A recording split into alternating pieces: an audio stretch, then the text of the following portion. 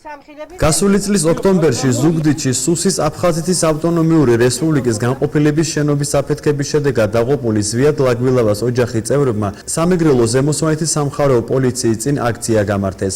ოჯახის წევრების განცხადებით ჩატარებული ექსპერტიზის დასკვნის შედეგად მომხდარის შესახებ ახალი დეტალები იკვეთება. კერძოდ, მათი განცხადებით ზვიად ლაგვილავა ჯერ მოკლეს, ხოლო შემდეგ მოხდა სუსის შენობის აფეთქება.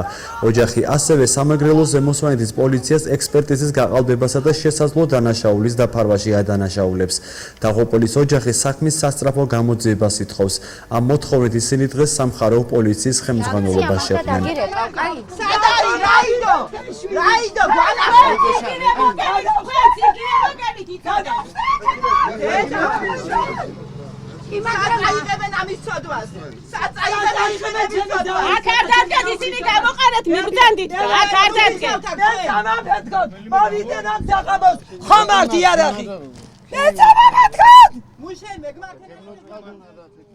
გარდაცვლილის ოჯახის შემთხვევის ადგილიდან გამქრალ სეიფზე, ფოტოაპარატზე, მობილურ ტელეფონზე და დაღუპულის პირად კომპიუტერზე საუბრობს.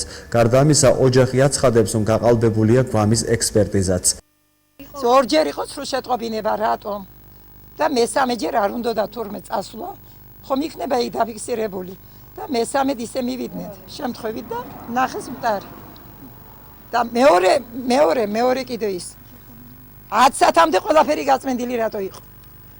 7 საათზე მე არაფერი არ ვიცოდი, დედა და დედმამას ოჯახში არავინ არ მოსულა და 7 საათზე მოსკოვიდან გადმოსცა რადიო, მოხდაო მოსკოვიდან ტერაქტი და აქ ამტკიცებდნენ, აქ ყველას ხომ არ შევეხები, მაგრამ ამტკიცებდნენ.